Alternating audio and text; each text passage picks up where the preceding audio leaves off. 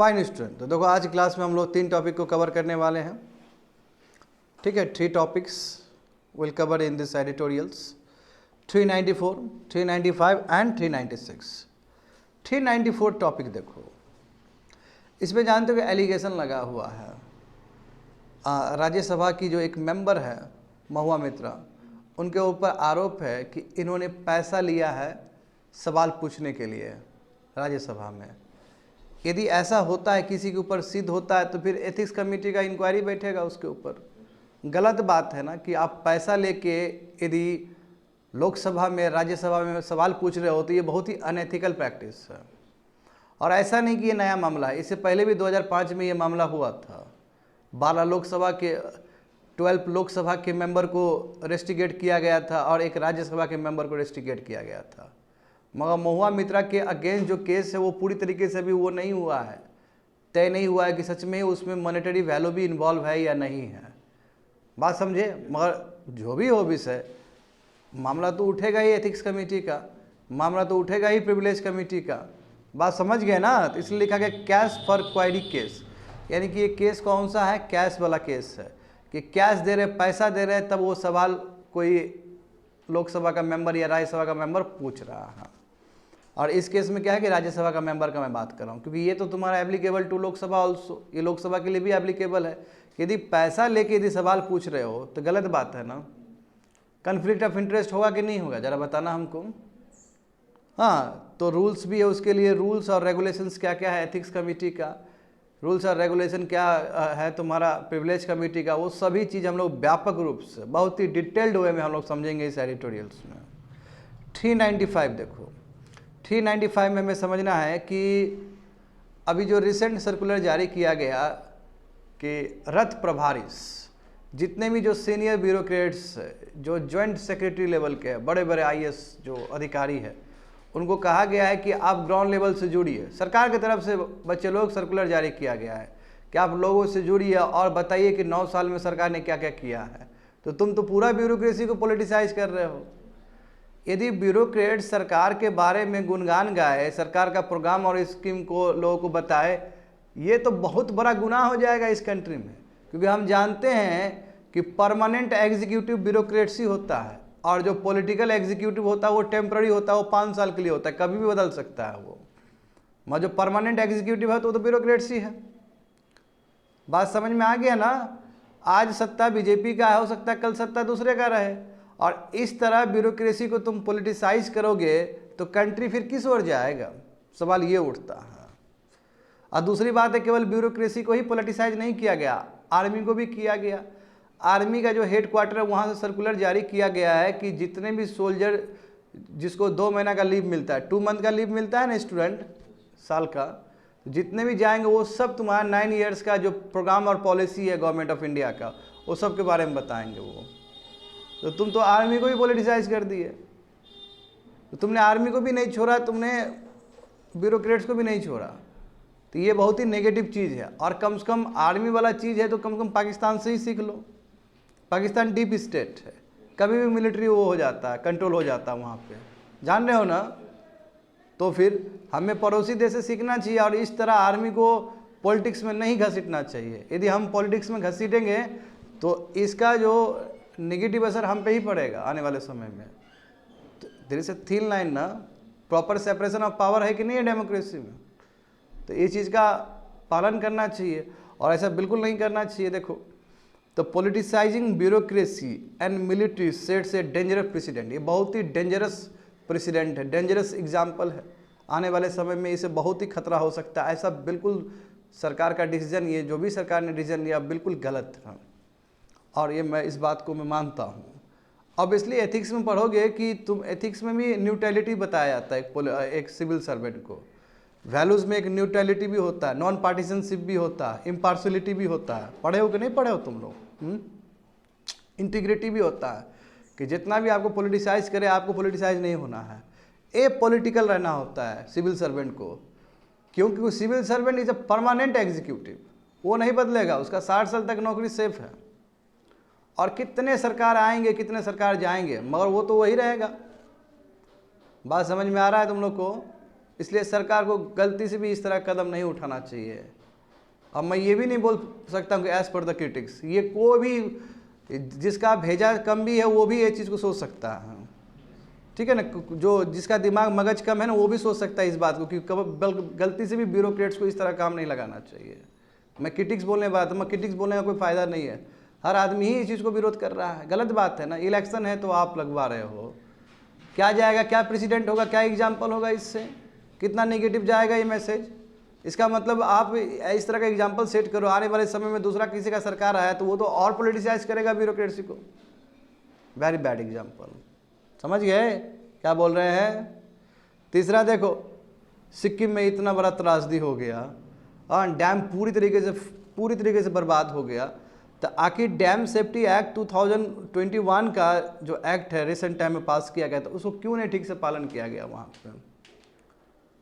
तो it also shows the mind set of the government of Sikkim और government of India जो इसमें involve है, स्पेशली स्टेट गवर्नमेंट को जाता है, क्यों नहीं किया अभी तक। डैम बनाया जाता है पब्लिक फंक्शन के लिए, पब्लिक को राहत हो, इसलिए डैम बनाया जाता है, इलेक्ट्रिसिटी वहाँ पे क्रिएट हो, पानी का डाइवर्जन हो ठीक से, और वही पानी की वजह से लोग यदि मरे तो ये तो बहुत बड़ा फेलियर माना जाएगा स्टेट का, किसी भी राज्य का। समझ रहे हो स्टूडेंट ना। और इसका सबसे बड़ा प्रॉब्लम है ट्रांसपेरेंसी। देखते हो गधा लोग, ट्रांसपेरेंसी ही नहीं है, अकाउंटेबिलिटी ही नहीं है। तो जिस राज्य में ट्रांसपेरेंसी ना हो, जिस राज्य में अकाउंटेबिलिटी ना हो, तब वहाँ पे इतना बड़ा त्रासदी आएगा ही आएगा। बात समझ गए पूरा। इसलिए मैं कह रहा हूँ सब तीनों में भी देखोगे तुमको एथिक्स का चीज़ आ जाएगा, तीनों में बता रहा हूँ। तो एथिक्स का चीज़ तुमको ढूंढना होगा, सेंस से पकड़ना होगा। होप सो समझ में आ गया होगा। आगे देखते हैं हम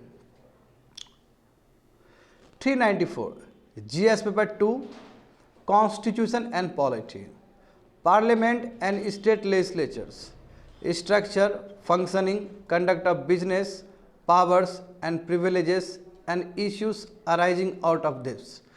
ये 2 एडिटोरियल का मिक्सचर है स्टूडेंट, 2 एडिटोरियल को मिक्स करके ये एडिटोरियल बनाया गया, इसलिए बहुत बड़ा एडिटोरियल सही है। एक इंडियन एक्सप्रेस में आया था 26 अक्टूबर को, और फिर इंडियन एक्सप्रेस में ही आया था 26 अक्टूबर को। ये दूसरा 2 अलग अलग एडिटोरियल्स है, दोनों को कोलैबोरेट करके बताया गया है यहाँ पे। समझ गए ना। चलो तो मामला देखते हैं, मामला क्या है महुआ मैत्रा का, तो समझो यहाँ पे बढ़िया समझना है, ठीक है। मैं बहुत आसान तरीके से कोशिश करूँगा समझाने के लिए तुम लोग को। क्या हिस्ट्री है महुआ मित्रा का। हाँ, कैश फॉर क्वायरी केस में इसको घसीटा गया, उसको एक्यूज़ किया गया। कैश फॉर क्वायरी केस का मतलब ये है कि कोई भी मान लो कोई भी मेंबर हो, चाहे लोकसभा का हो चाहे राज्यसभा का हो, उसको पूरा अधिकार है सवाल पूछने का। बिल्कुल सवाल पूछने के लिए ही वहाँ संसद में जाते हैं लोग। सवाल बहुत तरीके से पूछा जा सकता है। सवाल आप ऑनलाइन भी पूछ सकते हो या फिर आप ऑफलाइन भी पूछ सकते हो। ये जो विषय है ये ऑनलाइन वाला विषय है, ये जो विषय है ऑनलाइन का विषय है। ऑनलाइन क्योंकि ऑनलाइन वाला प्रक्रिया अभी हाल फिलहाल का प्रक्रिया है कि आप ऑनलाइन भी सवाल पूछ सकते हो। बात समझ रहे हो ना क्या बोल रहे हैं। ये जो पूरा प्रसंग है ये ऑनलाइन सवाल का प्रसंग है, उससे जुड़ा हुआ है। तो क्या इन पे आरोप लगा है, क्या इन पे एलिगेशन लगा है। इन पे एलिगेशन ये लगा है कि इन्होंने पैसा लिया है सवाल पूछने के लिए राज्यसभा में, और जो भी सवाल पूछा है उसमें इन्होंने अडानी के रिलेटेड सवाल पूछा है। और जानते हो कि अडानी पूरा अभी हीटेड टॉपिक है, अडानी पूरा भारत में, क्योंकि बैकग्राउंड में जितनी भी अपोजिशन है वो अडानी को लेकर ही उठा रहा है मामला, और काफ़ी हद तक प्रेजेंट सरकार है वो भी गिरता हुआ नज़र आता है जब अडानी का बात आता है। तो एम आई करेक्ट। देख रहे हो ना जो न्यूज़ चल रहा है, जो रियल न्यूज़ चल रहा है उसके बारे में बात कर रहा हूँ। बात समझ रहे हो ना। तो ये अब मान लो कि कोई भी राज्यसभा का संसद हो या राज्यसभा का मेंबर हो या लोकसभा का मेंबर हो, यदि पैसा लेके सवाल पूछता है तो अनएथिकल प्रैक्टिस है कि नहीं है, गलत प्रैक्टिस है ना, बिल्कुल नहीं होना चाहिए। सवाल तो अपने कोइंसाइंस से नहीं पूछना चाहिए, यानी कि अपने मन से अपनी चेतना से पूछना चाहिए। आपको मतलब होना चाहिए, दूसरे से आप क्यों पूछ रहे हो। दूसरे से पूछोगे पता चल जाएगा तो आपके ऊपर तो फिर कमेटी बैठेगा। बात समझ में आ रहा है ना क्या बोल रहे हैं। तो देखो यहाँ पे एक बीजेपी एमपी ने लेटर में लिख के लोकसभा स्पीकर को दिया है और एक्यूज़ किया है तृणमूल कांग्रेस मेंबर महुआ मित्रा को। ये टीएमसी से थी, जानते हो, बंगाल से आती थी। और ये लिख के दिया है बीजेपी के एमपी ने कि इसने ब्राइब्स लिया है। आई मीन ब्राइब समझ रहे हो ना? हाँ, घूस लिया है। किस लिए घूस लिया है, किस लिए पैसा लिया है? सवाल पूछने के लिए। और वो जो सवाल है तुम्हारा, जिसमें अडानी ग्रुप को उसने टारगेट किया अपने सवाल में, तो कैसे? ऐसे तो आप किसी पे आरोप नहीं लगा सकते हो। तो आरोप के पीछे कुछ एविडेंस होना चाहिए ना, कुछ टेस्टिमोनी होना चाहिए पीछे, है कि नहीं बताओ? तो बाद में एक जो रियल इस्टेट डेवलपर है, रियल इस्टेट डेवलपर समझते हो ना, जो ये इसका रियल इस्टेट का काम करता है। रियल इस्टेट मतलब जो घर बनाता है, बेचता है, वो होता है। कई बच्चे लोग, कमज़ोर बच्चे भी बैठे हैं, उसको रियल इस्टेट भी पता नहीं होगा, इसलिए बताना पड़ रहा है मुझे, ठीक है ना? Real estate developer. तो ये तुम्हारा जो रियल इस्टेट डेवलपर जो है, इनका नाम दर्शन है और ये दुबई में रहते हैं। इन्होंने एफिडेविट लिख के दिया। देखो ये बहुत इंपॉर्टेंट नियम क्या कहता है, सुनो, बढ़िया सुनो, कान खोल के सुनना बच्चा लोग। नियम ये कहता है कि यदि लोकसभा और राज्यसभा का कोई बाहर का मेंबर किसी पे आरोप लगाए, तो आरोप ऐसे डायरेक्ट नहीं लगा सकता है। उसके लिए उसको एफिडेविट लिखना पड़ेगा कि हाँ, हम बोल रहे हैं, जो हम बोल रहे हैं वो सही है, गलत नहीं है। और वो डायरेक्ट सवाल वो नहीं पूछ सकता है, वो किसी एमपी को बोल सकता है। जैसे महुआ मित्रा यहाँ पे एमपी है, जिसके अगेंस्ट हो रहा है ये सभी चीज़, तो उसके लिए वो दूसरे एमपी को अप्रोच करेगा। कोई भी एमपी हो सकता है, राज्यसभा का कोई भी एमपी हो सकता है, लोकसभा का कोई भी एमपी हो सकता है। और ये मामला राज्यसभा का है, तो राज्यसभा का एमपी का कोई भी एमपी को अप्रोच करेगा, वो बाहर का आदमी, और वो एफिडेविट देगा कि देखिए हम जो भी बोल रहे हैं, हम पूरा संज्ञान में बोल रहे हैं, हम कोई फॉल्स एलिगेशन नहीं लगा रहे किसी पे, समझे ना, फॉल्स दोष नहीं लगा रहे हैं। तो इसलिए वो लिखित में देगा वो चीज़। उसके बाद जो राज्यसभा का जो रियल मेंबर है वो उठाएगा मामला और ये बोलेगा कि यस हमारे पास एफिडेविट है, देखो बाहर आउटसाइडर वाला ये बोल रहा था तुम्हारे बारे में। Are you getting me? समझ रहे हो ना? और दूसरा केस क्या है कि यदि ऐसा हुआ और लोकसभा का मेंबर ही है या राज्यसभा का अंदर का मेंबर है, यदि अंदर का मेंबर है तब उसको एफिडेविट देने की जरूरत नहीं है। यदि मान लो कि ये केस ऐसा होता कि स्वयं राज्यसभा का मेंबर ही एलिगेशन लगाता, तो उस समय उसको एफिडेविट देने की जरूरत नहीं है। मगर चूंकि ये एलिगेशन बाहर से लगा हुआ है, बाहर आउटसाइडर आदमी है, तो जब आउटसाइडर आदमी है तो उसको एफिडेविट देना होगा, हलफनामा जिसको बोलते हैं हम लोग। बात समझे? बहुत ही ईजी तरीके से बता रहा हूँ बच्चे लोग, बहुत ही ईजी तरीके से, क्योंकि है पॉलिटी। एक एक समझो, कई विद्यार्थी लोग पॉलिटी का पी भी नहीं जानते हो क्लास में, ठीक है ना? तो ग्रेविटी को पकड़ो उसको अच्छे से। यहाँ पे देखो, तो जो रियल इस्टेट डेवलपर दर्शन जो कि अभी दुबई में रहता है, उसने एफिडेविट दिया और कहा है कि जो महुआ मित्रा है उसने पार्लियामेंट का लॉगिन उसको दिया है, डिजिटली लॉगिन होता है ना, डिजिटली दिया है। और डिजिटली दिया है इसलिए दिया है ताकि उसके बिहाफ में, महुआ मित्रा के बिहाफ में वो क्वेश्चन रेस कर सके। गलत बात है ना? कैसे आप अपना पासपोर्ट दे सकते हो? क्योंकि मैंने कहा ना पहले ही, ये जो केस है वो ऑनलाइन क्वेश्चन से रिलेटेड है। तो लॉगिन दे दिया उसको, लॉगिन दे दिया तो वो लॉगिन कर लिया और सवाल पोस्ट कर दिया। आप तुमको लगेगा कि एज इफ महुआ मित्रा पूछ रहा है, मगर अभी तक ये बात सिद्ध नहीं हुआ है कि जो लॉगिन दिया गया उसको, पासपोर्ट वगैरह दिया गया, क्या उससे उसके वजह से महुआ मित्रा को कुछ पैसा भी मिला है, ये बात अभी तक सिद्ध नहीं हो पाया है। बात समझिए? अभी तक सिद्ध, यदि ये सिद्ध हो जाएगा तो बहुत बड़ा बात हो जाएगा, उसको निकाल दिया जाएगा फिर, क्योंकि बहुत बड़ा बात हो जाएगा ना। ये अभी केवल एलिगेशन लग रहा है। होप सो समझ में आ गया होगा तुम लोग को। The question is whether the MP, सबसे बड़ी बात है कि सबसे बड़ा सवाल यहाँ पे ये उठता है कि जो महुआ मित्रा जो एमपी है, क्या एमपी ने जो सवाल पूछे, एमपी ने सवाल नहीं पूछा, सवाल तो वो पूछ रहा है, मगर एमपी के उसमें पूछ रहा है, ऑनलाइन प्लेटफॉर्म में पूछ रहा है। तो क्या ये जो इजाज़त दिया महुआ मित्रा ने, क्या इसके वजह से महुआ मित्रा को कुछ रिटर्न भी मिला है? ठीक है, क्या इलीगल ग्रेटिफिकेशन उसमें इन्वॉल्व है, क्या इलीगल पैसा उसमें इन्वॉल्व है? तो ये बहुत ही, यदि ऐसा होता है तो बहुत बड़ा सीरियस इशू हो जाएगा ये, और हो सकता है महुआ मित्रा का वो जो सदस्यता है वो रद्द हो सकता है, मेंबरशिप उसका रद्द हो सकता है। तो ये जो मामला है, देखो अब ऐसा मामला होता है तो 3 कमेटी के पास जा सकता है। एक एथिक्स कमेटी के पास जा सकता है मामला, एक प्रिविलेज कमेटी के पास जा सकता है, और एक स्पेशल कमेटी के पास भी जा सकता है। तो 3 विकल्प है, और ये तय करने वाला कौन होगा? स्पीकर होगा जो वहाँ बैठा हुआ है। और ये चूंकि मामला राज्यसभा से रिलेटेड है, इफ़ आई एम करेक्ट, हाँ, कि लोकसभा से रिलेटेड, लोकसभा से रिलेटेड होगा, लोकसभा है, वन ऑफ द एमपीज। हर राज्यसभा या लोकसभा जो भी हो, तो स्पीकर का जिम्मेदारी है, बच्चे लोग यहाँ उसे नहीं उलझना है, क्योंकि दोनों का सिस्टम एक ही है, ठीक है ना। स्पीकर कहीं का भी लो ना, अभी थोड़ी देर में आ जाएगा, डोंट वरी।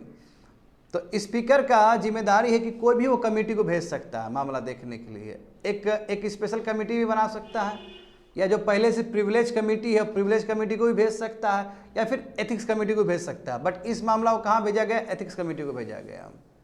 बात समझे ना, तीनों विकल्प है। और इस क्लास में हम लोग, यानी कि इस एडिटोरियल में हम लोग ये भी चर्चा करेंगे कि आखिर एथिक्स कमेटी और प्रिविलेज कमेटी में अंतर क्या है, ठीक है। तो बहुत ही एक, मैं कह सकता हूँ कि बहुत ही अच्छा एडिटोरियल सही है पॉलिटी को रिवाइव करने के लिए भी। तो आगे देखो, तो क्या ये नया केस, ऐसा पहली बार हुआ कि किसी मेंबर ने पैसा लिया हो या उसके ऊपर आरोप लगा हो और उसने सवाल पूछा हो? तो ऐसा नया केस नहीं है, इसमें तो सिद्ध भी नहीं हुआ अभी तक सिद्ध नहीं हुआ है। 2005 का केस याद करो, जब मनमोहन जी का सरकार था, तो उस समय देखो 2005 में दोनों हाउस ने बच्चे लोग मोशन अडॉप्ट किया था। मोशन का मतलब विरोध कर रहा है, ठीक है। 10 लोकसभा के मेंबर थे और 1 राज्यसभा के मेंबर थे, दोनों के अगेंस्ट, यानी कि लोकसभा मेंबर 10 के अगेंस्ट और 1 राज्यसभा के अगेंस्ट, दोनों के अगेंस्ट मोशन जारी हुआ था और दोनों को दोषी पाया गया। दोनों को दोषी मतलब 11 को दोषी पाया गया, दोनों मतलब मैं लोकसभा और राज्यसभा दोनों को ऐड करके बोल रहा हूँ। तो 11 को ही दोषी पाया गया। 11 ने क्या किया था? पैसा लिया था पार्लियामेंट में सवाल पूछने के लिए, समझे ना। तो मोशन देखो, अब मोशन कैसे है, तो स्पेशल कमेटी उस समय बैठा था, स्पीकर बैठाए थे। तो स्पेशल कमेटी पूरा जब किया, सर्च किया, 2 मंथ का होता है टाइम इन लोगों के पास, 2 मंथ में मामला सुलझाना पड़ता है, और 2 मंथ के बाद थोड़ा एक्सटेंशन और भी ले सकता है। तो पूरा मामला स्पेशल कमेटी देखा और पाया गया कि ये 10+1, 10 लोकसभा का मेंबर और 1 राज्यसभा का मेंबर सच में ही इन्वॉल्व है मनी ग्रेटिफिकेशन में, इलीगल ग्रेटिफिकेशन में, पैसा सच में ही लिया है। जैसे ये सिद्ध हुआ है ना, उसके बाद हाउस एथिक्स कमेटी इस चीज़ को एग्जामिन किया, उसके बाद निलंबित कर दिया गया। और देखो कैसे कह सकते हो, उस समय ठोस रीजन था, क्योंकि 2005 में स्टिंग ऑपरेशन किया गया था। स्टिंग ऑपरेशन समझ रहे हो ना, मीडिया हाउस खुद चल जा रहा है तुम्हारा ऑपरेशन करने के लिए, सीसीटीवी कैमरा लगा के, मोबाइल लगा के, तो तुरंत पता चल जाएगा वहाँ पे। तो चूंकि उस समय का जो एविडेंस था बहुत ही कड़क एविडेंस था, बहुत ही ठोस एविडेंस था, तो स्टिंग ऑपरेशन से पता चल गया कि सच में ये लोग इन्वॉल्व हैं। हाँ, बात समझ गए। इसलिए 11 मेंबर को ही हटा दिया गया मेंबरशिप से। बड़ा बात हुआ कि नहीं हुआ बताओ? तो लोकसभा का मेंबर, राज्यसभा का मेंबर यदि इस तरह निकले तो बहुत बड़ा बात है कंट्री के लिए। आखिर कंट्री में आदमी लोग चुन के भेज किसको रहा है? सवाल ये उठता है ना, क्रेडिबिलिटी पे सवाल उठता है पॉलिटिशियंस का, यदि ऐसा होता है तो। आप समझते हो, 11 आदमी निकल जाना, समझ रहे हो ना, और लोकसभा से 10 आदमी निकल जाना, मतलब बहुत बड़ी बात है कि नहीं है? अलग अलग टेरिटोरियल कंस्टिट्यूएंसी से वो आता होगा। तो चैलेंज महुआ मित्रा का सबसे बड़ा चैलेंज है कि आखिर ये जो टीएमसी की जो एमपी है सच में ही क्या पैसा ली है, और यदि ये सिद्ध हो जाए स्टूडेंट तो बहुत बड़ा बात हो जाएगा ना। सेम 2005 में जो केस हुआ था उसके साथ सेम ट्रीटमेंट इधर भी होगा। होप तो समझ में आ रहा होगा यहाँ तक, आगे बढ़ो। तो देखो मुद्दा ये नहीं है महुआ मित्रा का, मुद्दा ये है कि पार्लियामेंट में व्यवस्था कैसे स्थापित है। मेन मुद्दा ये है। महुआ मित्रा तो एक तरीका है समझने का, अंदर किस तरह काम होता है कमिटी सब का, अंदर कैसे पार्लियामेंट में काम होता है। तो पहले समझते एथिक्स कमेटी का फॉर्मेशन का, एथिक्स कमेटी वाला कॉन्सेप्ट आया कैसे पार्लियामेंट में, समझे? तो याद करो 1996 को यहाँ पे सब प्रिसाइडिंग ऑफिसर कॉन्फ्रेंस एक बनाते हैं, यानी कि जितने भी लोकसभा के जो स्पीकर है, राज्यसभा के स्पीकर है, या जैसे विधानसभा के जो स्पीकर है, ये लोग का बैठक होता है ना। तो बैठक हुआ था तुम्हारे दिल्ली में 1996 में, तब जाके इन लोग को समझ आया, तब जाके इन लोग पहली बार कॉन्सेप्ट लेके आए कि दोनों हाउस में, लोकसभा और राज्यसभा दोनों में ही एक एथिक्स पैनल होना चाहिए, एथिक्स कमेटी टाइप का बनना चाहिए। कब डिसाइड हुआ? 1996 में डिसाइड हुआ। तो उसके बाद देखो जैसे ही डिसाइड हुआ तो 1997 में उस समय के जो तत्कालीन जो राज्यसभा के जो चेयरमैन थे, राज्यसभा का चेयरमैन मतलब वाइस प्रेसिडेंट, ठीक है, तो KR नारायण, उन्होंने कहा कि एथिक्स कमेटी बनाएंगे। तो एथिक्स कमेटी तुम्हारा बन गया वहाँ पे राज्यसभा में। कब की बात है? 1997 की बात है, समझ गए ना। और ये एथिक्स कमेटी किस लिए बना था? एथिक्स कमेटी तुम्हारा मोरल और एथिकल कंडक्ट ऑफ मेंबर, यानी कि जो मेंबर्स है वो ठीक से मोरली सही काम कर रहे हैं कि नहीं कर रहे हैं, एथिकली सही काम कर रहे हैं कि नहीं कर रहे हैं। यदि काम नहीं कर रहे हैं तो एथिक्स कमेटी इस चीज़ को देखेगा। और यदि दोषी पाया जाएगा तो उस हिसाब से फिर उसके ऊपर कार्रवाई होगा, और हाउस डिसाइड करेगा, स्पीकर नहीं, हाउस डिसाइड करेगा किस तरह का कार्रवाई होना चाहिए उसके ऊपर। स्पीकर यहाँ पे डिसाइड नहीं करता कि क्या पनिशमेंट होना चाहिए, डिसाइड करने वाले स्वयं हाउस होते हैं, समझे ना। स्पीकर तो मोशंस लेता है, स्पीकर केवल प्रिसाइडिंग ऑफिसर है। डिसाइड कौन करेगा? हाउस इटसेल्फ करेगा, क्योंकि हाउस का प्रिविलेज का बात है ये। यदि कोई भी गलत काम करता है तो पूरा हाउस के ऊपर ना आरोप लग गया वो। हाँ, हाउस का जो स्टेटस है, गरिमा है, उस पर चोट होता है, उस पर चोट लगता है, इसलिए हाउस विल डिसाइड। बात समझ लो स्टूडेंट, नहीं तो मूर्ख बच्चा लोग तुम लोग लगेगा कि प्रिसाइडिंग ऑफिसर कर रहा है, बिल्कुल नहीं कर रहा है प्रिसाइडिंग ऑफिसर। बात समझे? House will decide, house decide करता है ये। बात समझ में आ गया ना? यहाँ पे देखो, the rules applicable to the committee of privilege also apply, यानी कि जो भी नियम कायदे एथिक्स कमेटी के लिए है वही नियम कायदे तुम्हारा प्रिविलेज कमेटी के लिए भी है। तो अभी बात करेंगे प्रिविलेज कमेटी क्या होता है। पहले तो ये समझो एथिक्स कमेटी आया कैसे, तो समझ में आ गया ना राज्यसभा में कैसे आया, 1997 में आया। जहाँ तक सवाल है लोकसभा का, तो लोकसभा में कब आया देखो कि एथिक्स, वही प्रिविलेज कमेटी के मेंबर सब ना विदेश गए थे घूमने के लिए, विदेश देखने के लिए गए थे कि वहाँ पे किस तरह फंक्शन होता है पार्लियामेंट में। हाँ, ऑस्ट्रेलिया गए, यूके गए, यूएस गए 1997 में देखने के लिए कि वहाँ पे किस तरह काम होता है। हाँ, ये लोग देख के आए तो ये लोग बोले कि नहीं, एथिक्स कमेटी लोकसभा में भी होना चाहिए, क्योंकि बाहर जाओगे तो देखोगे ना वहाँ का पार्लियामेंट्री डेमोक्रेसी क्या है, किस तरह काम होता है वहाँ पे, तो लोग देख के आए। और फाइनली देखो 13 लोकसभा में रिकमेंडेशन दिया है कि एथिक्स कमेटी बिल्कुल होना चाहिए लोकसभा में।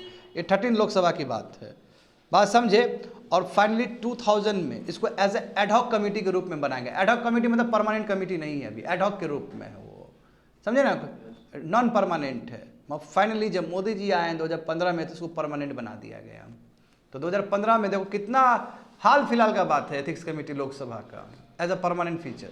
तो जो परमानेंट जो बना है एथिक्स कमेटी कब बना है? लोकसभा में 2015 में बना है, और राज्यसभा में कब बना है? 1997 में ही बन गया है। होप सो समझ में आ गया होगा तुम लोग को जर्नी की एथिक्स कमेटी बना कैसे, और एथिक्स कमेटी क्यों बना है। एथिक्स कमेटी इसलिए बना है ताकि जो मेंबर है वो एथिकली सही काम कर रहे हैं कि नहीं कर रहे हैं। अब देखो बहुत टाइम ऐसा होता है स्टूडेंट कि प्रिविलेज कमेटी का जो वर्क है और एथिक्स कमेटी का जो वर्क है वो ओवरलैप हो जाता है। समझा क्या बोल रहे हैं? ओवरलैप हो जाता है, तो इसलिए बड़ा ही मुश्किल है। मगर यदि तुम ब्रॉडली समझोगे तो एथिक्स कमेटी छोटे छोटे मामला को उठाता है, और जो प्रिविलेज कमेटी हो बड़ा बड़ा मामला को लेता है। और छोटा छोटा मामला क्या है, तुम्हें एक एग्जांपल देना चाहूँगा, कल हम देख रहे थे अलग से सोर्स में। छोटा छोटा मामला मतलब जैसे मान लो एमपी को फैसिलिटी होता है कि वो अपने स्पाउस के साथ बाहर घूम सकता है। स्पाउस मतलब हस्बैंड वाइफ के साथ अपना बाहर घूम सकता है। जैसे मान लो कि लड़की है राज्यसभा की मेंबर, तो अपने हस्बैंड के साथ घूम सकता है, उसको टिकट पास मिलता है घूमने के लिए, ट्रेन का मिलेगा, फ्लाइट का मिलेगा, बच्चा के साथ भी घूम सकता है। मान लो कि ऐसा केस हुआ कि उसने पास बनवा लिया अपने दोस्त के लिए, उल्लंघन किया ना उसने, वो तो उसको मिला ही नहीं था वो प्रिविलेज, तो उस केस में एथिक्स कमेटी के पास जाएगा। तो जो छोटे छोटे जो मामला होता है ना, वो मामला कहाँ जाता है? एथिक्स कमेटी के पास जाता है। और जो मामला जिसमें बहुत ग्रेविटी हो, मामला बहुत विशाल हो, तो वो मामला कहाँ जाएगा? प्रिविलेज कमेटी के पास जाएगा। एक बेसिक डिफरेंस है तुम्हारा privilege committee versus ethics committee. समझ में आ रहा है तुमको? हाँ, सुनना, अभी पूछेंगे अभी यहाँ पे, बढ़िया सुनना, स्लो पढ़ा रहे हैं। यहाँ पे देखो, तो यही सवाल है तुम लोग से, सवाल यही है कि एथिक्स कमेटी और प्रिविलेज कमेटी के बीच में अंतर क्या है। तो जैसे कि मैंने कहा है तुम लोगों को कि एथिक्स कमेटी और प्रिविलेज कमेटी का जो काम करने का तरीका है कई बार ओवरलैप हो जाता है। विषय सेम विषय उधर ही पहुंच गया, इधर ही पहुंच गया। इसलिए मैंने कहा ना कि ये मामला 3 जगह पहुंच सकता है। जो महुआ मित्रा का हुआ, ये तो एथिक्स कमेटी में पहुंच सकता है, या प्रिविलेज कमेटी में पहुंच सकता है, या कोई भी तुम्हारा स्पेशल कमेटी में पहुंच सकता है। अभी कहाँ गया है? एथिक्स कमेटी में गया है।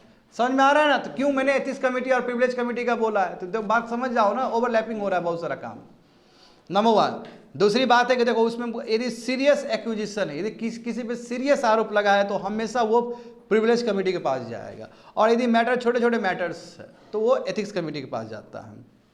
अब देखो प्रिविलेज कमेटी का काम क्या है, very very important, third point देखो प्रिविलेज कमेटी का काम क्या है। ये देखो इस वर्ड को तुम लोग कोट कर सकते हो इनफैक्ट मेन सब में भी, कि फ्रीडम, ऑथोरिटी और डिग्निटी पार्लियामेंट का बचा के रखना।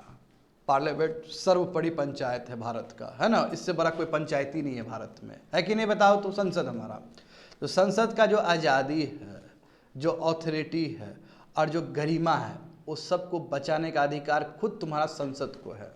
और इसी के लिए क्या है, तुम्हारा प्रिविलेज कमेटी है। बात समझ गए ना। यदि कोई भी आउटसाइड, बढ़िया सुनना, कोई यदि आउटसाइडर भी उल्लंघन करे, पार्लियामेंट का गरिमा को गिरा है, तो उसको भी प्रिविलेज कमेटी घसीट सकता है। और उस समय कोर्ट कुछ नहीं करने वाला है। कोई भी कोर्ट, कोई भी कॉन्स्टिट्यूशनल कोर्ट, हाई कोर्ट और सुप्रीम कोर्ट कुछ नहीं बोल सकता है। और इनफैक्ट यदि मेंबर, अंदर के ही मेंबर ने कुछ डिस्टर्ब किया जिसकी वजह से पार्लियामेंट का डिग्निटी स्टेटस पे असर पड़ा, तो उस समय भी उसको भी घसीटा जा सकता है। देखो, प्रिविलेज कमेटी का दायरा बहुत बड़ा है। प्रिविलेज कमेटी का दायरा बहुत बड़ा, वो आउटसाइडर को भी खींच सकता है और अपने मेंबर को भी पनिश कर सकता है in order to safeguard the dignity of the parliament. मगर एथिक्स कमेटी ऐसा नहीं। एथिक्स कमेटी अपने मेंबर पे ही इन्वॉल्व हो सकता है। एथिक्स कमेटी मामला अपने मेंबर्स के अगेंस्ट ही उठा सकता है, आउटसाइडर को नहीं उठा सकता। That is the basic difference, समझे ना। हाँ, कंटेम्प्ट ऑफ पार्लियामेंट है ना, contempt of parliament and privilege of parliament. और जहाँ तक सवाल है प्रिविलेज का स्टूडेंट, तो प्रिविलेज दो तरह का होता है। एक इंडिविजुअल भी प्रिविलेज मिलता है, एक पार्लियामेंट को, मेंबर्स को, मेंबर ऑफ पार्लियामेंट को, और एक कलेक्टिव भी मिलता है, एज अ होल भी मिलता है। याद आया सब कुछ पढ़ा हुआ चीज सब? हाँ जी, याद आना चाहिए। अभी भी दिमाग नहीं खुल रहा है तो बहुत गलत तरीके से तुम लोग जी रहे हो। तो इसलिए देखो, एमपी कैन भी एग्जामिन, देखो एमपी को एग्जामिन किया जा सकता है ब्रीच ऑफ प्रिविलेज को लेके, समझे ना। नॉन एमपी को भी घसीटा जा सकता है यदि उसने प्रिविलेज को तोड़ दिया, तो ये एथिक्स कमेटी ही कर सकता है। बट एथिक्स ये तुम्हारा प्रिविलेज कमेटी ही कर सकता है। बट जहाँ तक सवाल है एथिक्स कमेटी का, तो एथिक्स कमेटी हमेशा तुम्हारा अपने एमपी को ही, एमपी के अगेंस्ट ही केस फाइल कर सकता है, बाहर आउटसाइडर को नहीं करेगा। होप सो समझ में आ गया होगा तुम लोग को। आगे देखो, तो क्या प्रोसीजर है स्टूडेंट, क्या प्रोसीजर है कि कोई भी लोकसभा के मेंबर के अगेंस्ट आपको उठाना है। जैसे अभी जस्ट ये हुआ ना, ये महुआ मित्रा का जो केस हुआ, चाहे लोकसभा का मेंबर का बात हो, चाहे राज्यसभा का मेंबर का बात हो, किस तरह उसके अगेंस्ट तुम करोगे। यदि कोई भी पिक्यूनरी गेन हो रहा है सवाल पूछने को लेके, या फिर जिसकी वजह से पार्लियामेंट का जो प्रिविलेज है वो खराब हो रहा है, तो क्या, किस तरह का तरीका अपनाओगे ताकि तुम ठीक कर सको, उस मेंबर को तुम वो कर सको। क्योंकि वो मेंबर गलत किया ना, तो पूरा पार्लियामेंट का डिग्निटी पे असर पड़ा कि नहीं पड़ा। तो देखो, कोई भी पर्सन, मान लो कोई भी पर्सन, जैसे कि अभी एग्जांपल तुम लोग देख रहे थे कि कोई भी पर्सन को कंप्लेन करना, जैसे अभी दुबई में बैठा हुआ था ना वो, तो उसको कंप्लेन करना है महुआ मित्रा के अगेंस्ट, तो वो डायरेक्ट नहीं कर सकता, उसके लिए उसको एक एमपी चुनना पड़ेगा। तो बीजेपी एमपी को चुना या कोई भी एमपी को चुन सकता है, तब वो एमपी इसके पे आरोप लगाएगा। वो डायरेक्ट आरोप नहीं लगा सकता है, बट वो लिखित में देगा, एफिडेविट देगा, हलफनामा देगा, तभी जाकर संभव है। यदि वो लिख के नहीं देगा तो फिर संभव नहीं है, क्योंकि बाद में एविडेंस चाहिए ना कि भाई किसने दिया है, और उसके लिए वो प्रूफ भी देगा। देखो वहाँ पे क्या लिखा गया, समझो बढ़िया से। तो वो तुम्हारा जो कंप्लेन होना चाहिए वो फॉल्स नहीं होना चाहिए, फ्रिवलेस नहीं होना चाहिए, ठीक है ना, नहीं होना बिल्कुल। जो भी लगाया है नॉन एमपी ने, जो भी आरोप लगाया है वो फॉल्स नहीं होना चाहिए। बात समझे ना। और यदि मेंबर हिमसेल्फ, यदि मेंबर खुद ही, लोकसभा का मेंबर खुद ही एक लोकसभा के मेंबर के ऊपर आरोप लगा रहा है, तो उस समय एफिडेविट देने की कोई ज़रूरत नहीं है। होप सब पहला पॉइंट समझ में आ गया होगा तुम लोग को। और उसके बाद मामला जाएगा स्पीकर के पास, तो स्पीकर किसी भी कमेटी को दे सकता है, कोई भी कमेटी को दे सकता, कोई भी कंप्लेन दे सकता है। इस समय जानते हो कि 3 विकल्प बचता है, कोई स्पेशल कमेटी या प्रिविलेज कमेटी या एथिक्स कमेटी को दे सकता है। हाँ, तो committee does not entertain complaint based, हाँ कमेटी, इसका मतलब ये नहीं कि मीडिया वाला रिपोर्ट देगा। मीडिया वाला रिपोर्ट को नहीं माना जाता, ना ही तुम्हारा सुप्रीम कोर्ट में सही माना जाता है, ना ही तुम्हारा ये पार्लियामेंट में सही माना जाता है। मीडिया तो अब कुछ भी हो सकता है ना, कहीं से भी दे सकता है वो। तो ऐसा नहीं कि मीडिया कंप्लेंट से तुम्हारा कोई भी मैटर उठाएगा। और दूसरी बात है कि जो मैटर सब जुडिस है, जो तुम्हारा सुप्रीम कोर्ट में पड़ा हुआ है मैटर और कोई हाई कोर्ट में मैटर पड़ा है, तो वो भी मैटर को नहीं उठाया जाएगा। यहाँ पे याद कर लेना, हमेशा देखना पॉलिटिशियन लोग बोलेगा कि ये सब जुडिस मैटर है, इस पर हम कुछ नहीं बयान देना चाहते हैं। देखना, ये सुने हो ऐसा बोलते हुए, ये मामला अभी सुप्रीम कोर्ट में चल रहा है, हम कुछ नहीं बोलना चाहते हैं। अरे कैसे बोल देगा फिर, वो बोल देगा सुप्रीम कोर्ट का गरिमा क्या होगा फिर। बात समझ में आ रहा है ना। इसलिए कुछ भी केस यदि हाई कोर्ट में लंबित है, सुप्रीम कोर्ट में यदि चल रहा है, उसके ऊपर कार्रवाई कुछ नहीं बोलेगा। माननीय सुप्रीम कोर्ट, माननीय हाई कोर्ट ऐसे बोला जाता है, ऑनरेबल सुप्रीम कोर्ट बोला जाता है। हाँ, मोदी जी खुद ही बोलते हैं, सब जो सबसे बड़े एग्जीक्यूटिव उनका खुद, अब देखना जाकर सुनना भाषण। बात समझे ना। यदि कोई भी लंबित नहीं, क्योंकि अभी वो हो जाएगा, फिर ये फिर कन्फ्लिक्ट ऑफ इंटरेस्ट हो जाएगा फिर, क्योंकि वहाँ प्रेशर, फिर जुडिशरी में प्रेशर क्रिएट हो जाएगा। इसलिए जैसे कहते हैं ना, हमें इंतजार है, राम मंदिर बनेगा इंतजार है, माननीय अभी सुप्रीम कोर्ट में पड़ा हुआ मामला, वहाँ जो फैसला आएगा हम लोग संतोष कर लेंगे, इस तरह का बयान होता है। ये नहीं बोलता है कि सुप्रीम कोर्ट को ये वर्डिक्ट देना है, बिल्कुल नहीं बोल सकता है कोई भी। यदि वो बोल देगा तो सुप्रीम कोर्ट ले लेगा, फिर खींच लेगा अपना, समझे ना, कंटेम्प्ट ऑफ कोर्ट के तहत फिर सुप्रीम कोर्ट खींच लेगा अपने अंदर, जान लेना। इसलिए सुप्रीम कोर्ट में कोई भी मामला अभी पड़ा हुआ है तो कोई भी कुछ नहीं बोल सकता है, ना ही पॉलिटिकल एग्जीक्यूटिव बोल सकता है, ना ही पार्लियामेंट बोल सकता है। सिमिलरली यदि मैटर पार्लियामेंट का है तो सुप्रीम कोर्ट भी कुछ नहीं बोल सकता यहाँ पे। तो यही तो होता है proper separation of power, proper separation of power है, यही डेमोक्रेसी होता है, समझे। सबको अपना अपना ऑर्गन को काम करने का इजाज़त है, कोई इंटरफेयर ना करे। होप सो समझ में आ गया होगा कि यानी कि कमिटी बिल्कुल कमिटी कंप्लेन नहीं लेगा यदि मीडिया हाउस से यदि इनपुट आया है या फिर कोई मैटर सब जुडिस है तो वो नहीं ले सकता है कमेटी। होप सो समझ में आ गया होगा। दूसरी बात है, कमेटी प्राइमा फेसी भी कर सकती है, यानी कि इंक्वायरी कर सकती है, कंप्लेंट को एग्जामिन करने से पहले इंक्वायरी कर सकती है क्या उसमें तथ्य है कि नहीं है।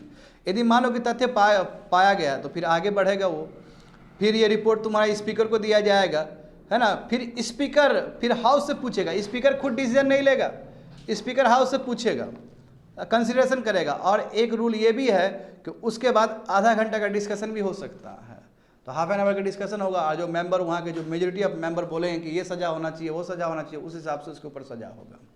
बात समझ गए, ये प्रोसीजर है। किसी भी मेंबर पे आरोप लगता है तो ये प्रोसीजर अपनाया जाता है। आगे देखो, हाँ, अब ये भी इंपॉर्टेंट जानना कि सवाल पूछने का क्या प्रोसीजर है। जब महुआ मित्रा का सवाल को ही लेके हुआ है तो सवाल किस तरह पूछा जा सकता है। क्या कोई भी मेंबर अपना लॉगिन या पासपोर्ट दे सकता है थर्ड पर्सन को जो कि तुम्हारा आउटसाइडर है, जो कि तुम्हारा पार्लियामेंट का हिस्सा नहीं है? क्या ऐसा संभव है? तो बढ़िया समझना, रूल्स बहुत अच्छा रूल्स है यहाँ पे। देखो, लोकसभा के रूल्स के हिसाब से देखोगे स्टूडेंट, तो एक मेंबर को अपना जब क्वेश्चन सबमिट करना पड़ता है तो उस समय अपना साइन करना पड़ता है, अपना सिग्नेचर देना पड़ता है। जैसे मान लो कि हमको कुछ सवाल पूछना है तो हम अपना वो प्रिंट कर लिए, एक सवाल ले लिया और नीचे हमारा सिग्नेचर होना चाहिए और वहाँ पर आइडेंटिटी नंबर होना चाहिए। हर मेंबर का अपना आइडेंटिटी नंबर होगा ना, एमपी का अपना, वहाँ पर आइडेंटिटी नंबर होना चाहिए और वहाँ पे सिग्नेचर होना चाहिए। यदि नहीं है, सुनो अच्छे से, यदि नहीं है तो नहीं माना जाएगा वो सवाल। हाँ, और हाँ, क्या उसके बिहाफ में दूसरा कोई दे सकता है तो उसके बिहाफ में दूसरा कोई दे सकता है, बट वहाँ पे उसका सिग्नेचर होना चाहिए, उसका आइडेंटिटी नंबर होना चाहिए।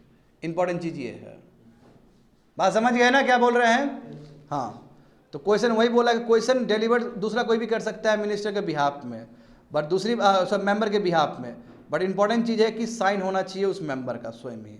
तब उसके बाद सिग्नेचर वेरीफाइड होगा और फिर प्रोसेस होगा और फिर सवाल लिया जाएगा लोकसभा में या राज्यसभा में। होप सो समझ में आ गया होगा तुम लोग को। बट अभी तो रिसेंट ट्रेंड है कि तुम्हारा ऑनलाइन भी सवाल पूछ सकते हो, और महुआ मित्रा का तो ऑनलाइन वाला ही सवाल था। तो अभी जो रिसेंट प्रैक्टिस हुआ ऑनलाइन सबमिशन का, हाँ, अभी तक, अब बताओ, इसके लिए कोई रूल्स ही नहीं बना है। देखो लिखा गया till now there is no such rule, ऐसा कोई रूल ही नहीं है कि जहाँ पे एक मेंबर आउटसाइडर को अपना पासपोर्ट दे सकता है या नहीं दे सकता, अभी तक कोई रूल ही नहीं है। तो देखो महुआ मित्रा तो बच जाएगी यहाँ पे, क्योंकि आप जब रूल बनाओगे तो रेट्रोस्पेक्टिवली कभी भी अप्लाई नहीं कर सकते हो आप रूल, जानते हो ना, रूल रेट्रोस्पेक्टिवली अप्लाई नहीं किया जा सकता है इस तरह।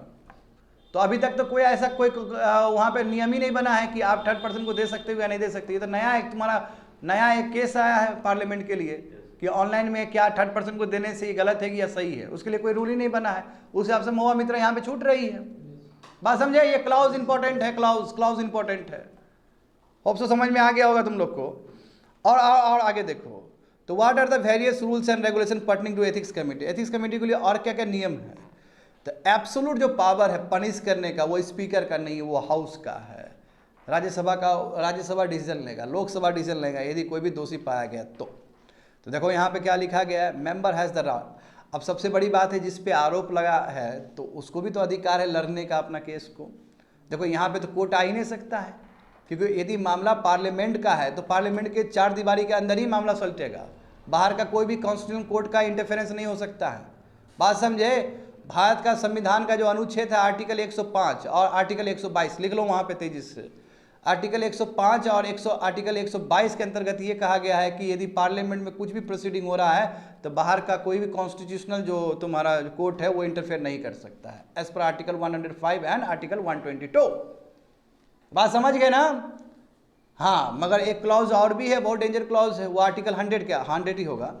आर्टिकल 100 ये कहता है कि पार्लियामेंट के अंदर जो प्रोसीजर है वो संवैधानिक होना चाहिए। आप देख रहे हो ना, ये बहुत बड़ा बात है, ये बहुत बड़ा बात है कि जो प्रोसीजर जो फॉलो किया जा रहा है। देखो मान लो ऐसा भी तो केस हो सकता है कि पार्लियामेंट में खुद प्रोसीजर गलत फॉलो किया जा रहा हो, ऐसा हो सकता है ना संभव, तो उस समय कोर्ट इंटरवीन कर सकता है।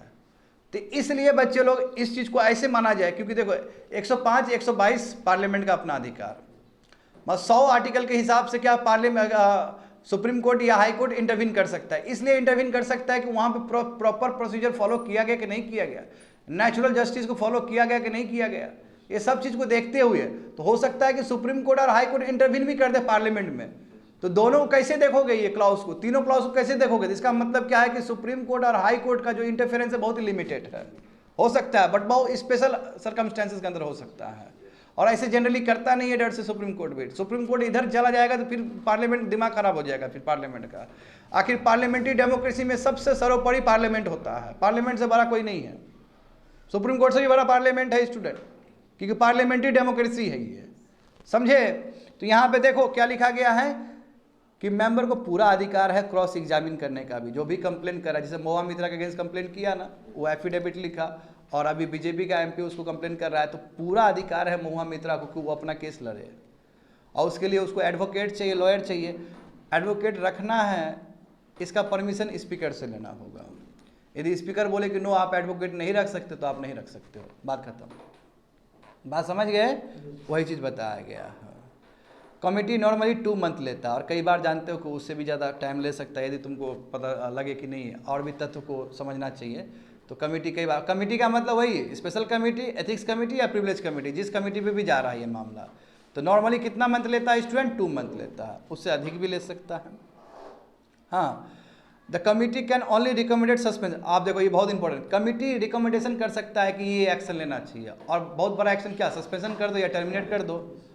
कमिटी खाली रिकमेंडेशन दे रहा है, सुझाव दे रहा है, ठीक है ना। और हाँ, और हम एक्सपेक्ट करते हैं कि कमिटी जो अपना काम करे बहुत ही इम्पार्शियल तरीके से काम करे, और बहुत ही ऑब्जेक्टिविटी के साथ काम करे। ऑब्जेक्टिविटी मतलब बिलीफ से नहीं बाबू, अपना मन भड़न से नहीं, जो रियल तत्व है उस तत्व को लेके, दैट्स कॉल्ड ऑब्जेक्टिविटी।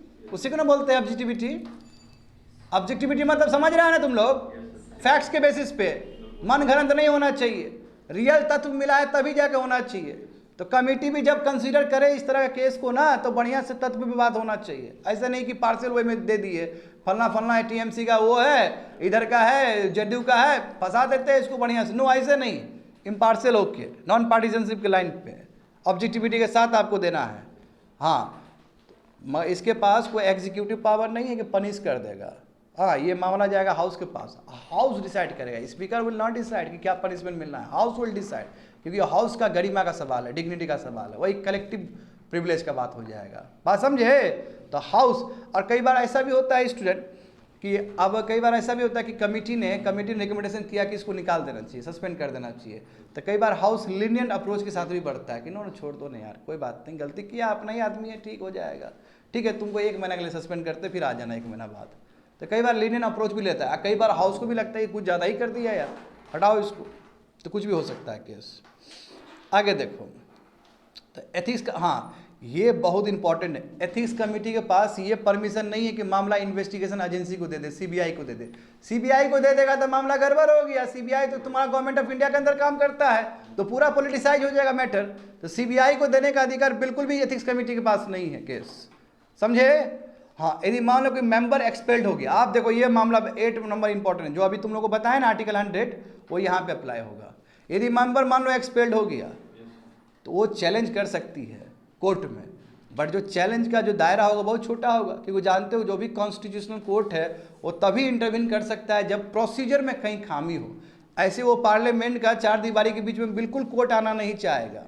तो यदि कहीं पे नेचुरल जस्टिस का उल्लंघन हुआ है, समझे, यदि ग्रॉस इलेगिलिटी हुआ, यानी कि पूरा प्रोसीजर में गड़बड़ी हुआ, वो संविधान के हिसाब से ही प्रोसीजर नहीं बढ़ा है, या नेचुरल जस्टिस किसी का वायलेट हुआ है, तो उस केस में ही स्टूडेंट कोर्ट इंटरवीन कर सकता है। इसलिए कोर्ट का जो दायरा है बहुत ही सीमित है ऐसे केस में।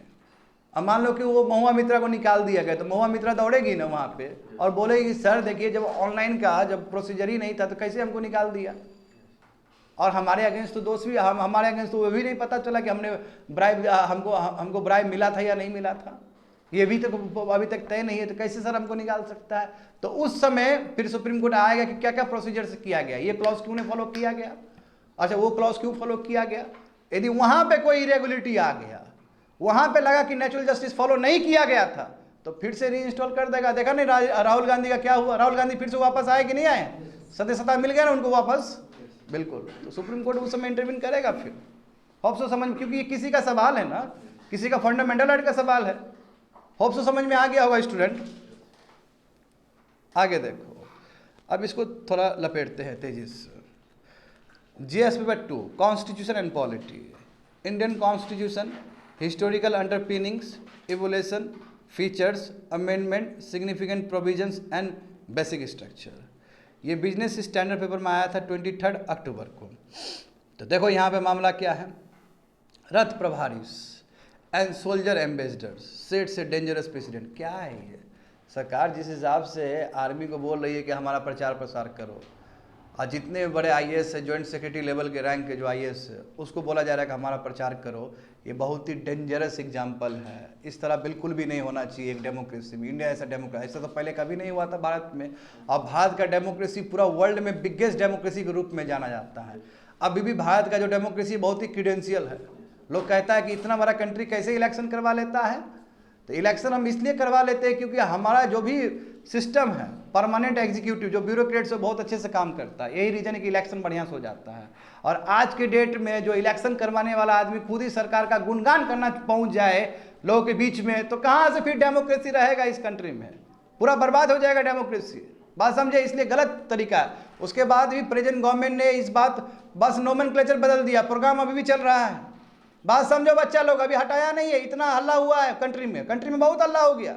ये क्या ब्यूरोक्रेट्स को क्यों बोल रहे हो तुम करने के लिए, आर्मी को क्यों बोल रहे हो प्रचार करने के लिए? ये बोलने के बाद ये खाली ये जो रथ प्रभारी से इसका नोमेनक्लेचर बदल दिया गया, अब हो रहा है वही चीज। गलत है कि नहीं बताओ, तो ये गलत एग्जाम्पल है कंट्री के लिए, बहुत गलत एग्जाम्पल है। देखो यहाँ पे एक कंट्रोवर्शियल सर्कुलर जारी किया गया अक्टूबर 18 तारीख को, और इसके हिसाब से जो ब्यूरोक्रेट्स आईएएस आईपीएस जो रैंक तुम्हारे ज्वाइंट सेक्रेटरी लेवल के हैं, डायरेक्टर है, डिप्टी सेक्रेटरी है, वो सभी को 765 डिस्ट्रिक्ट्स में उतारा जाएगा। और ये लोग क्या करेंगे, प्रिपेयर करेंगे और बताएंगे कि मोदी जी का 9 ईयर्स का क्या क्या अचीवमेंट है। बताओ, ये तो गड़बड़ हो गया ना, बहुत बड़ा गड़बड़ हो गया। यदि ब्यूरोक्रेट्स इस लेवल पे सरकार का प्रोग्राम और पॉलिसी का प्रचार करे, तो मीडिया हाउस का क्या काम है फिर? ऐसे भी मीडिया हाउस को खरीद लिया गया है। बात समझ में आ गया ना? ये बहुत ही अनएथिकल प्रैक्टिस है स्टूडेंट, बहुत ही अनएथिकल प्रैक्टिस। देखो क्रिटिसिज्म हुआ, सेंट्रल गवर्नमेंट ऑफिसर देखो बोला रथ प्रभारी होंगे। अभी का जो विकसित भारत संकल्प यात्रा में ये लोग जाएंगे प्रचार प्रसार करने के लिए, तो इतना जो हो हल्ला हुआ, इसके वजह से ये रथ प्रभारी वाला शब्द को हटा दिया गया। अब बोला गया कि नोडल ऑफिसर है, बस नोमेनक्लेचर बदला, नोमेनक्लेचर समझते हो, शब्द बदला है बस, अब उसको नोडल ऑफिसर बोला जा रहा है। काम अभी भी चल ही रहा है, बंद नहीं हुआ है। सरकार को कायदे से ये काम बंद करवा लेना चाहिए था। प्रेशर क्रिएट होगा स्टूडेंट ऐसे में। अब चलो ये तो हो गया एक मामला, ये तो ब्यूरोक्रेसी को पॉलिटिसाइज करने वाला बात हुआ।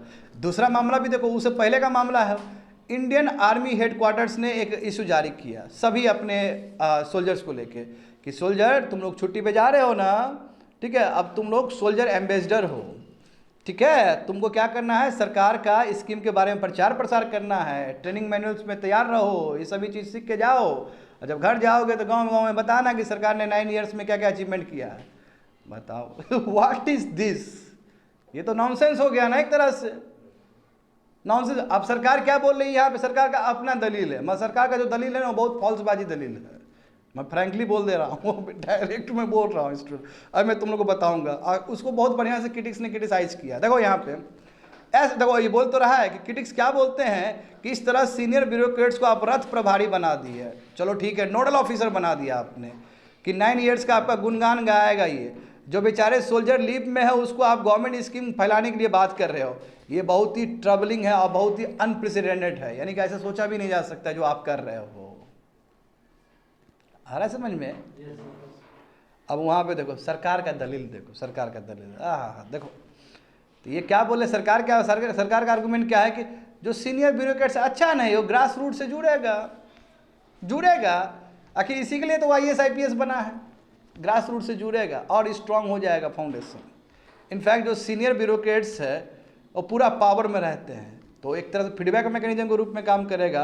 हाँ, और इनफैक्ट जितने भी आईएएस है जो जॉइंट सेक्रेटरी लेवल बड़े लेवल, उन्होंने काम करके दिखाया स्वच्छ भारत मिशन में भी, टॉयलेट बनाने में भी, है ना, रूरल ड्रिंकिंग वाटर प्रोजेक्ट्स में भी बहुत अच्छा काम किया है। ये तभी काम हुआ जब ये लोग ग्रास रूट से जुड़े थे, तो इसमें भी करेंगे।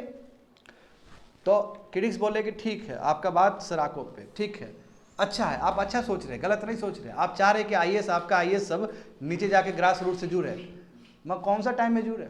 जब इलेक्शन 4 महीना होने वाला, 4 महीने के बाद आने वाला, तब जुड़े। इतना 9 साल से सोया हुआ था तुम, उस समय काहे ना जुड़वाया ये लोग को? उस समय से काहे ना जुड़वाया तुम? अभी तुमको जुड़वाने की जरूरत है। सवाल होता है टाइमिंग को लेके भी। जब इलेक्शन सर पे है, 2024 का इलेक्शन आने वाला है कि नहीं है, प्रिपरेशन में तो सब लग गया है। अब यहाँ पे जानते हो ना कि राज्य का चुनाव भी है,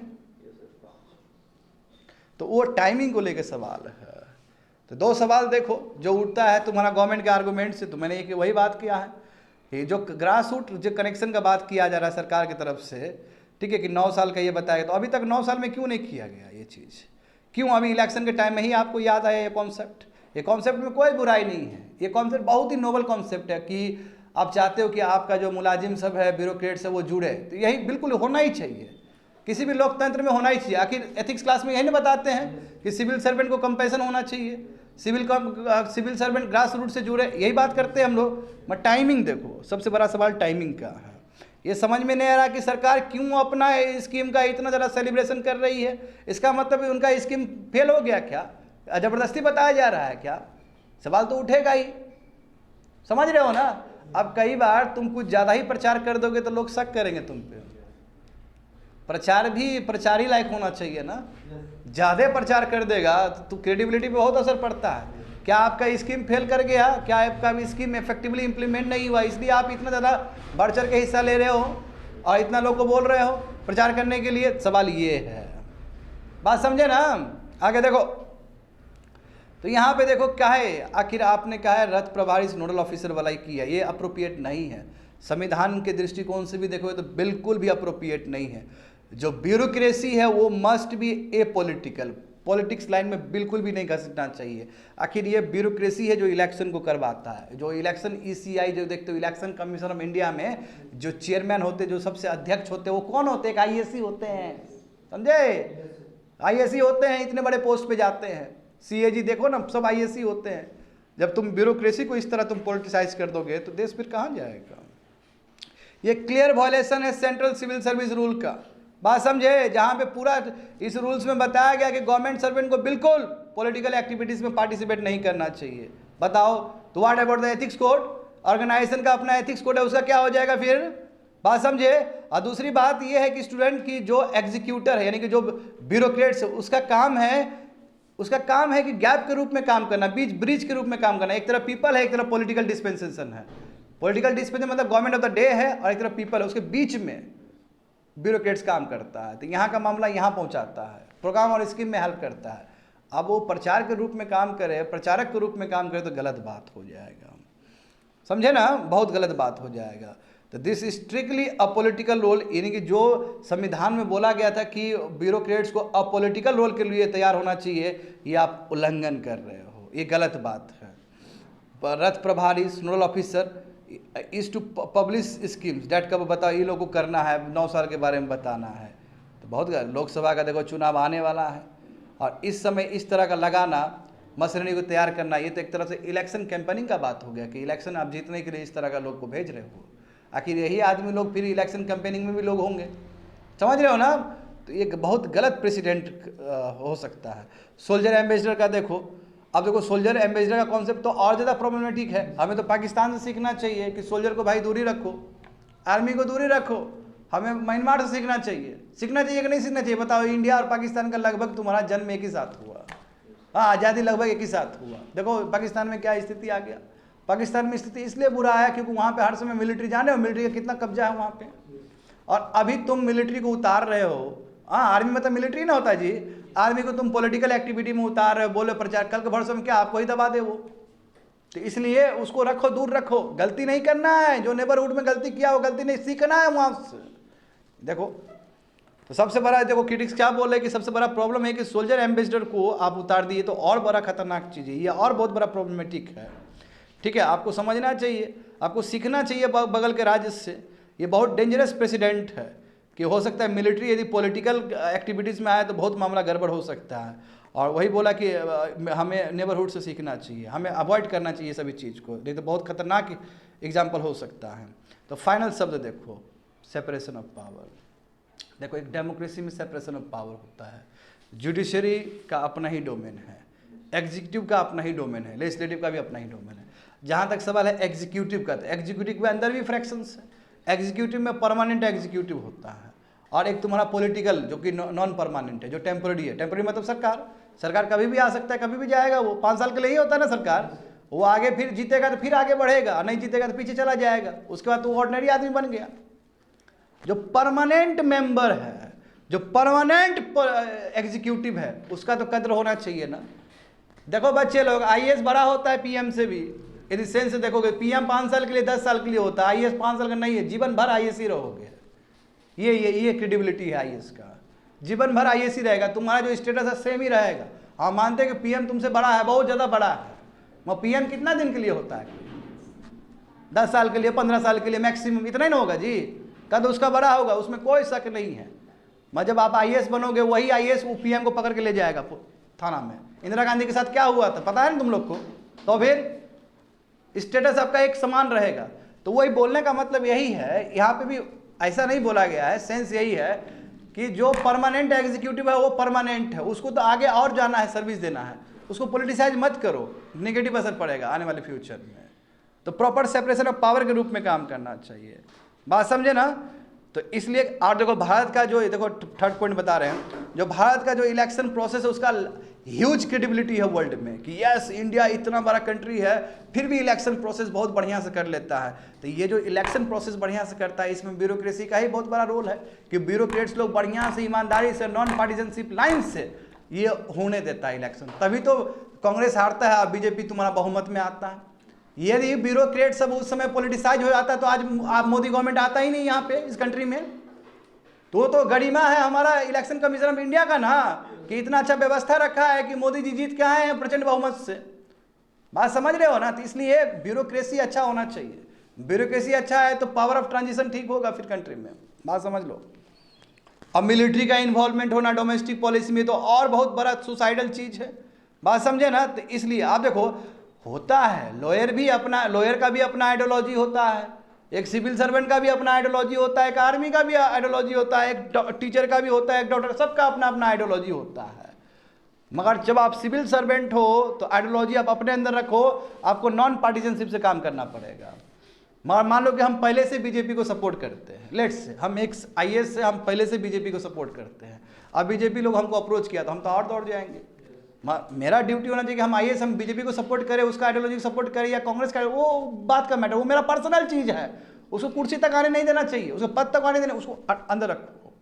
और हमारा धर्म क्या है? अपॉलिटिकल एटीट्यूड से आगे बढ़ना। तो देखो तो आप ऐसे भी मोदी गवर्नमेंट को पसंद करने वाला बहुत सारे लोग सब है, क्योंकि मोदी गवर्नमेंट अच्छा है, मैं बुरा नहीं बोलता हूँ, मोदी गवर्नमेंट ने बहुत अच्छा किया है। जैसे आर्मी भी मोदी गवर्नमेंट को लेकर पॉजिटिव है। हाँ, कांग्रेस को उतना आर्मी लोग पसंद नहीं करता है जितना तुम्हारा मोदी को पसंद करता है। सब नहीं बोल रहा हूँ, बहुत सारा फैक्शन है ऐसा, ठीक है, क्योंकि बहुत ही टेक्नोलॉजिकल डेवलपमेंट किया और देशभक्ति का बात है। अभी जो बीजेपी है तुम्हारा राइट विंग है, तो देशभक्ति वाला कॉन्सेप्ट ज़्यादा होता है इन लोग के अंदर, लिबरलिज्म वाला कॉन्सेप्ट कम है, ऑर्थोडॉक्सी सोच है। ऑर्थोडॉक्सी बुरा नहीं होता है, देश को बचाने वाला भी ऑर्थोडॉक्सी थॉट होता है, कंजर्वेटिव थॉट ही होता है। वो बताए थे ना, ऑर्थोडॉक्सी का मतलब निगेटिव चीज़ नहीं है, अपने परंपरा को आगे ले जाने वाले को ऑर्थोडॉक्सी कहते हैं। ये तो बीजेपी में कूट कूट के दिखता है। जैसे मान लो कि हमारे बहुत सारे आर्मी मैन राम भक्त हैं, है कि नहीं? बताओ तो, यदि अयोध्या में मंदिर बन रहा है तो सब तो लोग तुम कहेंगे कि मोदी है तो मुमकिन है, मोदी जी की वजह से ये कुछ हो रहा है। तो ये लोग का जो एफिलिएशन और बीजेपी की तरफ चला जाएगा ना, और ये पद में है, तो बाबू क्या बोलेगा मोदी जी? आपको बोलने की जरूरत नहीं, हम खुद प्रचार करेंगे। तो मगर ये गलत एग्जाम्पल सेट होगा, क्योंकि आपका जो पद है, पद के हिसाब से आपको करना होता है, ड्यूटी करना होता है। होप से समझ में आ गया होगा तुम लोग को, समझ गए? तो वही बोला कि यदि इंस्टीट्यूशन को ही तुम अंडरमाइन कर दोगे, तुम ब्यूरोक्रेसी को ही अंडरमाइन कर दोगे, तुम मिलिट्री को ही अंडरमाइन कर दोगे, तो बाबू जो डैमेज होगा ना, वो ऐसा डैमेज होगा कि जिसका तुम भरपाई कभी नहीं कर पाओगे। समझ गए? मजा आया? देखो यहाँ पे 396 GS paper 3 ecology and environment, disaster management. और एथिकल कंसर्न भी हो सकता है, कितने लोग मारे गए तो स्टेट कर क्या रहा है बैठ के, है कि नहीं बताओ। तो हिंदू पेपर में आया था 22 अक्टूबर को। देखो इसको भी बढ़िया समझते हैं स्टूडेंट। देखो अब समझो कि भारत में लगभग 5000 से लेकर 6000 बड़े बड़े डैम्स की बात कर रहा हूँ, छोटा छोटा मैं नहीं बोल रहा हूँ, बड़ा बड़ा डैम्स, 12000 मेगावाट, 10,000 मेगावाट, बड़ा बड़ा डैम्स सब है भारत में, ठीक है। और लगभग ये 6000, 5000 और 6000 में, ठीक है, मैंने क्या बोला, 12000 बोल दिया क्या मैंने, 6000 बोला था ना मैं, हाँ। भारत में जो बड़े बड़े डैम्स है, वो लगभग 5000 से लेकर 6000 है। इसमें 6000 लिखा है, 5000 से 6000 बहुत सारा उसमें दिया गया है अलग अलग सोर्स में। 5 to 6,000 बड़े बड़े डैम्स इंडिया में। उसमें जो 80% जो डैम है वो लगभग 25 साल पुराना डैम है। 25 साल पुराने का मतलब क्या, कोई 100 साल पुराना होगा, हाँ, कोई 75 साल पुराना होगा, इस तरह है। और अभी भी बहुत ही ज़्यादा उसमें सेफ्टी कंसर्न है, बात समझे। इसलिए चीज़ों को देखते हुए 2021 में डैम सेफ्टी एक्ट पार्लियामेंट से पास किया गया, समझ गए स्टूडेंट। तो सबसे बड़ी बात है कि क्या डैम सेफ्टी एक्ट को ठीक से फॉलो किया गया हिमालयन रीजन में। और अभी जो चुंगथांग डैम जो अभी टूटा है, 12000 मेगावाट का जो कैपेसिटी था, क्या उसमें ये फॉलो किया गया। यदि फॉलो नहीं किया गया तो ये स्टेट का फेलियर माना जाएगा, या तुम्हारा जो भी कमिटी इससे एसोसिएटेड है, स्टेक होल्डर, उसका फेलियर माना जाएगा। होप सो समझ में आ रहा होगा तुम लोग को। तो थोड़ा देख लेते अक्टूबर 4 तारीख को कितना बड़ा त्रासदी हुआ सिक्किम में, है ना। Global glacial lake outburst flood, इसके बारे में मैंने तुम लोग को डिफाइन किया था ना, क्या होता है, ठीक है। ग्लेशियर जब एक जगह कलेक्ट होता है तो बाद में ज़्यादा प्रेशर की वजह से वो बह जाता है, ढह जाता है, हाँ, मेल्ट हो जाता है ना। तो एक ही बार जो भी रास्ते में जो भी चीज़ आता है वो फिर तुम्हारा वो फ्लड करके ले जाएगा। इसी को बोलते हैं ग्लेशियल लेक आउटबर्स्ट फ्लड।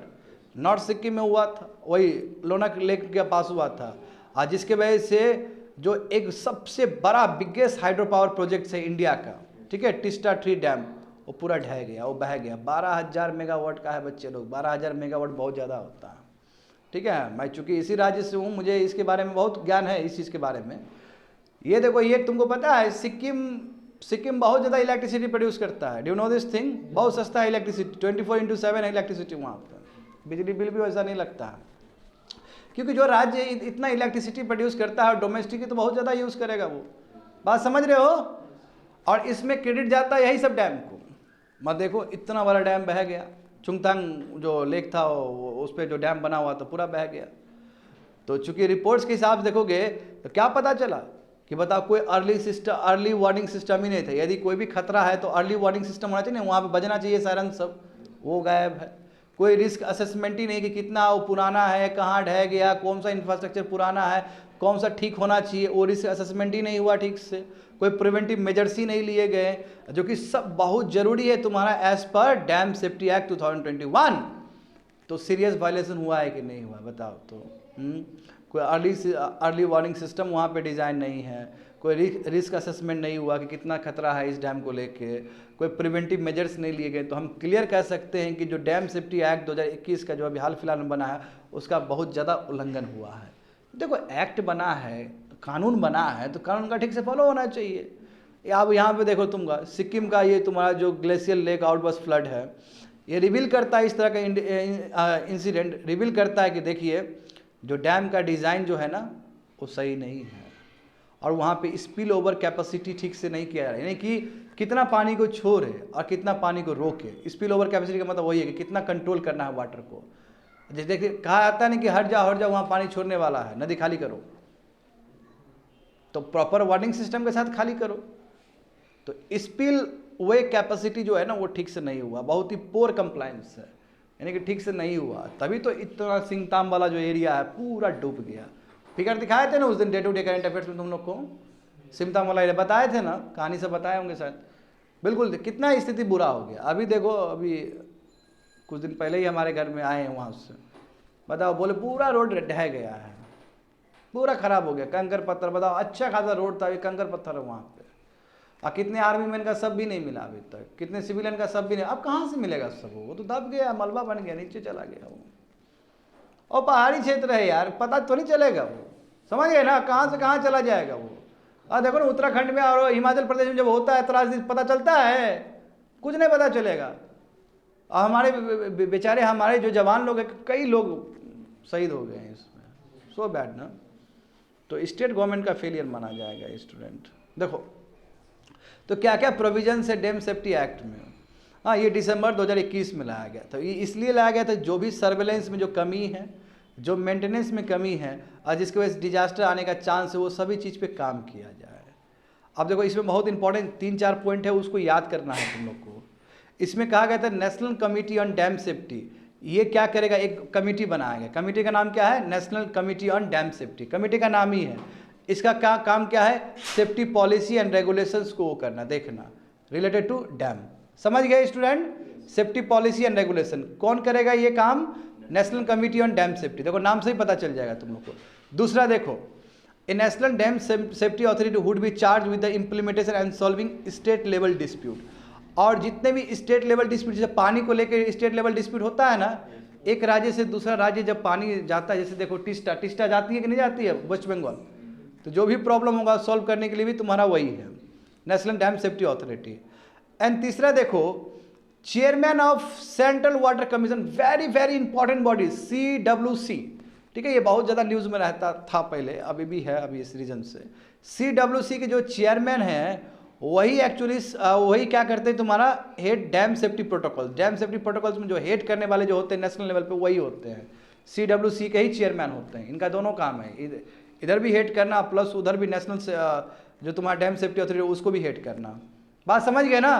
तो हम कह सकते हैं कि इनका फेलियर माना जाएगा, ये इनका फेलियर माना जाएगा, ये बात समझे। और एट द सेम टाइम 2021 के एक्ट में ये भी बोला गया था कि state committee on dam safety भी होना चाहिए और स्टेट डैम सेफ्टी ऑर्गेनाइजेशन भी होना चाहिए। बट देखो कई राज्य नहीं किया है इसको क्रिएट। तो प्रोविजन तो दिया गया था, प्रोविजन तो नेशनल लेवल पे था, स्टेट लेवल पे भी था, बहुत सारे स्टेट नहीं बनाया, तो स्टेट का फेलियर माना जाएगा। वो स्टेट में होना चाहिए था ना। हाँ, आई स्टेट में होना। देखो प्रॉब्लम पता है सबसे बड़ा प्रॉब्लम क्या है, ये जितने भी state committee on dam safety का बात है ना, इसमें सरकार का खुद मुलाजिम सब है, यानी कि जो बना रहा है वही इसके अंदर है। वो कभी तुमको ठीक से बोल पाएगा? जो डैम बनाया है वही आदमी सब यदि वो एसेस करे तो वो सही बोल पाएगा? आउटसाइडर ना होना चाहिए देखने के लिए, आउटसाइडर बड़ा एक्सपर्ट होना चाहिए देखने के लिए कि सही डैम सही डिजाइन हुआ कि नहीं हुआ। बताओ, सरकार का मुलाजिम सब इसके अंदर भरा हुआ है, और वही सरकार का मुलाजिम जो डिजाइन सब कर रहा है, इंजीनियर सब है, उसी को ठूस दिया उसके अंदर। ये पाया गया, अभी तो पाया गया इसमें प्रॉब्लम, तो सही नहीं दे पाएगा। काहे का फिर रिस्क असेसमेंट, काहे का फिर डैम सेफ्टी पॉलिसी, फिर काहे डैम सेफ्टी रेगुलेशंस, सब उल्लंघन हो जाएगा। आगे देखो, और भी एस्पेक्ट क्या है कि स्पिल ओवर कैपेसिटी, बताए थे ना, spill over capacity and other matrix should be reviewed every 5 years। तो 2021 के एक्ट में बोला गया था जो स्पिल ओवर कैपेसिटी यानी कि कितना पानी छोड़ना है। हाँ, क्योंकि देखो पानी छोड़ना बहुत इंपॉर्टेंट है डैम से, यदि गलत भी तुम छोड़ दोगे। देखो उस दिन हम लोग बात किए थे ना कि जब लेक टूटा, वो डैम टूटा तो कितना पानी बह गया। हाँ, अभी अमाउंट मुझे अभी एग्जैक्ट याद नहीं है, तो उस दिन बताए थे कितना लाख मैट्रिक वो गया है, पानी गया है, बहुत ज़्यादा है ना। कितना था? 5 मिलियन। बताओ, उतना ज़्यादा यूनिट है, उतना ज़्यादा था, बहुत ज़्यादा है। तो स्पिलवे कैपेसिटी कितना होना चाहिए, ये सब 5-5 साल में रिव्यू होने वाला चीज़ था, चेक होने वाला चीज़ था। एक्ट में ये भी बोला गया स्टूडेंट के जो डैम बिल्डर है, जो बनाए हैं, उसको हमेशा अप्रीहेंसिव डैम सेफ्टी इवैल्यूएशन करना है कि डैम ठीक है कि नहीं ठीक है, वो सब कुछ करना है। मगर दूसरी बात है कि इसमें स्टैंडर्ड नहीं है कि कैसे एनालाइज किया जाती है, यानी कि इस एक्ट में भी एक नेगेटिव ये चीज़ है कि स्टैंडर्ड किसको माना जाएगा। स्टैंडर्ड मानने के लिए पहले एक ब्लूप्रिंट होना चाहिए ना कि इसके हिसाब से ये स्टैंडर्ड होगा। अरे जैसे यूपीएससी में स्टैंडर्ड मिलता है ना, जो IAS नंबर 1 आता है, उसके हिसाब से आप पढ़ते हो ना, तो इसका स्टैंडर्ड क्या है, वो खुद तुम्हारा सेफ्टी एक्ट में नहीं है, एक वो भी गलती है। हजार्ड प्रोफाइलिंग, कितना हजार्डियस हो सकता है, तो इसका रेगुलर असेसमेंट, ये सब बहुत ही अच्छे अच्छे फीचर्स भी दिए गए। हाँ, कुछ कुछ लकुना है, कुछ कुछ नहीं दिया गया, अधिकतर चीज़ तो दिया गया है आपका safety act, dam safety act 2021 में। तो what do the states need to do, state को क्या करना क्या चाहिए, यहाँ पे स्टेट को क्या दिक्कत हो रहा है। तो सबसे बड़ी बात है, स्टेट को अपना डैम्स को क्लासीफाई करना चाहिए, कौन सा डैम हजार्ड वाला रिस्क में है, कौन सा डैम सेफ है, वहाँ पे जाके रेगुलर इंस्पेक्शन करना चाहिए, इमरजेंसी एक्शन प्लान बनाना चाहिए, है ना, फ्लड वार्निंग सिस्टम को डिज़ाइन करना चाहिए, सेफ्टी रिव्यू लेना चाहिए, बार बार जाके पीरियडिक रिस्क असेसमेंट करना चाहिए, वहाँ पे बार बार जाके वहाँ पे सर्वे वर्वे करवाना पड़ता, करवाना चाहिए था। देखो सब लैग कर गए। और states were asked to report and record incident. देखो सबसे बड़ी बात है कि स्टेट को बोला गया था कि कितना कितना इंसिडेंट हुआ है डैम फेलियर की वजह से, सब बोला गया है। उसके बावजूद भी यदि किसी राज्य में इतना बड़ा त्रासदी होता है तो ये स्टेट गवर्नमेंट का फेलियर माना जाएगा, स्टेट गवर्नमेंट का फेलियर, ये गोले सरकार का फेलियर माना जाएगा। ये बात समझो। तो देखो ये एक्ट आने से पहले देखो कोई स्टेचुरी प्रोविजन नहीं था कि फेलियर हो गया, कुछ नहीं था। उसी चीज़ को ठीक करने के लिए तो ये एक्ट आया है, समझे ना। तो WC जो बताए ना, सेंट्रल वाटर कमीशन, उसका काम है रिकॉर्ड रखना। बस सबसे बड़ी बात है कि रिकॉर्ड अभी तक अपडेट ही नहीं होता। अब बताओ पब्लिक को पूरा पता होना चाहिए कि नहीं होना चाहिए? बताओ वो पब्लिक, वो डैम क्या होता है? पब्लिक फंक्शन ही ना है जी। डैम क्यों बना? पब्लिक के लिए बनाया जाता है। और पब्लिक को खुद पता नहीं कि वो डैम में क्या क्या वो डेटा है, कहाँ क्या फ्लो हो रहा है, कितना मैट्रिक वहाँ पे वाटर है, कितना छोड़ा आता, खुद पता नहीं है। तो ये भी गलत चीज़ है। देखो तो what about the punishment? Punishment क्या है जब स्टेट गवर्नमेंट फेल कर जाए कंप्लाइंस से? तो देखो इसमें तुमको सिक्किम हाई कोर्ट का एक जजमेंट भी दिखेगा बढ़िया से। देखो यदि कोई भी कंप्लेन आप फेल करेंगे एक्ट को, तो पनिशेबल ऑफेंस माना जाएगा। इम्प्रिजमेंट भी हो सकता है, जेल भी हो सकता है, फाइन भी हो सकता है। बात समझे? हाँ, यदि आप ठीक से जो भी आपका डैम सेफ्टी एक्ट 2021 का दिया गया उसको ठीक से आप फॉलो नहीं करोगे और किसी का लाइफ डेंजर में हो जाए तो आपको पनिशमेंट हो सकता है, 2 साल के लिए तक भी हो सकता है। देखो फरवरी 2023 में देखो बहुत ही ऐतिहासिक चीज़ है, सिक्किम हाई कोर्ट ने ऑर्डर किया गति हाइड्रो प्रोजेक्ट कंपनी को कि भाई तुम 70 लाख रुपया दो विधवा महिला को दो, क्योंकि तुम्हारा उसके प्रोजेक्ट की वजह से 2 लोग मर गए क्योंकि सेफ्टी नॉर्म्स तुमने नहीं किया था। देखो तो उसको 70 लाख रुपया दिलवाया है। बात समझे? क्योंकि वो डैम सेफ्टी एक्ट को फॉलो नहीं किया था, जिसकी वजह से 2 लोग मर गए थे। तो देखो हाई कोर्ट जो बोलेगा तो आपको देना पड़ेगा। हाई कोर्ट तो हाई कोर्ट है, हाई कोर्ट कॉन्स्टिट्यूशनल कोर्ट है ना। हाई कोर्ट का जो हैसियत है बहुत ऊपर का चीज़ है स्टूडेंट, कोई ना नहीं कर सकता। तो डैम सेफ्टी देखो आप कितना अच्छे से लिखा गया, ये बहुत खूबसूरत है। देखो dam safety is a function of many parts. Dam safety देखो फंक्शन है बहुत सारे चीज़ों का। जैसे एग्जांपल देखो, designing and constructing dams that adhere to safety margin, यानी कि इस तरह डिजाइन होना चाहिए डैम, इस तरह कंस्ट्रक्ट होना चाहिए जो कि सेफ्टी मार्जिन को लेकर चले, सेफ रहे। कहने का मतलब ये है। मेंटेनिंग और ऑपरेटिंग ऐसा हो गाइडलाइंस के हिसाब से हो, सेफ्टी जो लिया गया रूल्स उसके हिसाब से तुम्हारा मेंटेनिंग होना चाहिए।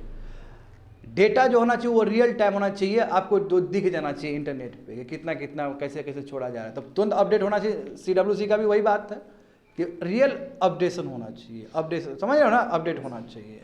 फोरकास्टिंग हजार्डियस इवेंट, यानी कि कोई भी हजार्डियस जैसे बस्ट हुआ तो आना चाहिए, यानी कि बस्ट हो गया जल्दी घर छोड़ दो, ये आना चाहिए कि नहीं आना चाहिए? Early warning system. तो फोरकास्टिंग हजार्डियस इवेंट्स होने चाहिए, इमरजेंसी प्लान होना चाहिए, ये सब चीज़ होना चाहिए, सब मिसिंग है।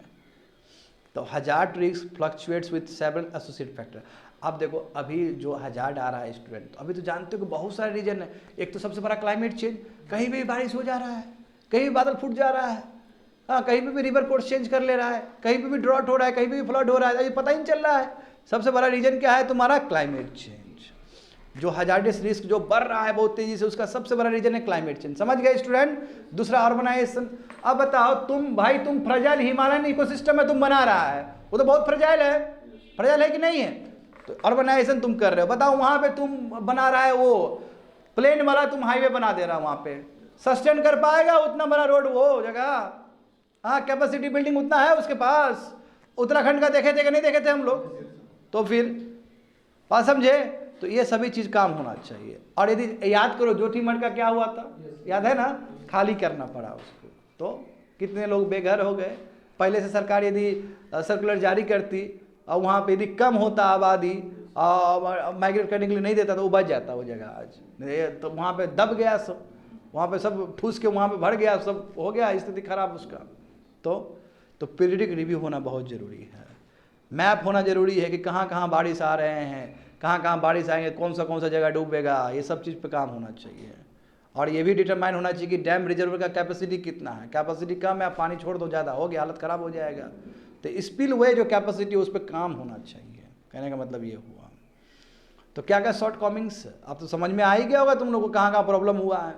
तो डैम सेफ्टी एक्ट को ठीक से ना रिस्क बेस्ड डिसीजन में, यानी कि कैसे डिसीजन मेकिंग लेना है वो ठीक से नहीं बताया गया है। दूसरी बात है कि ट्रांसपेरेंसी, यदि राज्य सरकार ने ट्रांसपेरेंसी नहीं किया है, ट्रांसपेरेंट नहीं हुआ है, तो उसके ऊपर लगना चाहिए, उसको हाँ उसके ऊपर उसको पनिशमेंट होना चाहिए।